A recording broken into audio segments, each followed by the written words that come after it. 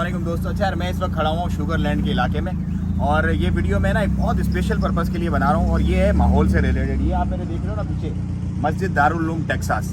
यार मुझे बहुत दिल से खुशी हुई, मतलब आज यहाँ पर नमाज़ पढ़ के मगरिब की, तो मैंने सोचा है मैं आप लोगों से भी शेयर करूँ।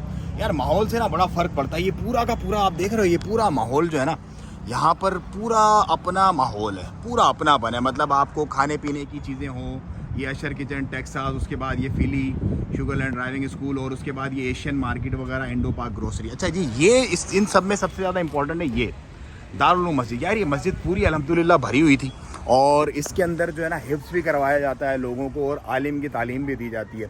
अब इसके इर्द गिर्द जो लोग हैं ना, उनकी जो मतलब जो मामलात ज़िंदगी होंगे वो यकीनन बेहतर होंगे। क्यों बेहतर होंगे? उसकी एक बड़ी और बुनियादी वजह है कि माहौल से ना बड़ा फ़र्क पड़ता है। अच्छा, मस्जिद ये अल्हम्दुलिल्लाह भरी हुई थी, ऑलमोस्ट फुल थी। और मैंने जो यहाँ पे हाफिज़ साहब है पढ़ाने वाले, उनसे मैंने पूछा तो उन्होंने बताया कि भाईजान सुबह 40 बच्चे होते हैं हिफ्ज़ में, पार्ट टाइम में 40 लड़के 40 लड़कियाँ, और शाम में भी इसी तरह होते हैं। तो मतलब 80 और 80 160 के करीब बच्चे हाफिज़ बन के यहाँ से निकलेंगे। तो आप यहाँ पर भी रह कर के भी अपनी जो औलाद है उसकी तालीम और तरबियत बहुत अच्छे से कर सकते हो। मैंने बहुत सारे बड़े बड़े दाढ़ी वाले बंदों को यहाँ पे देखा, उनकी औलादों को देखा किस तरह प्यार मोहब्बत से उनके साथ पेश आ रही थी और मिल रही थी।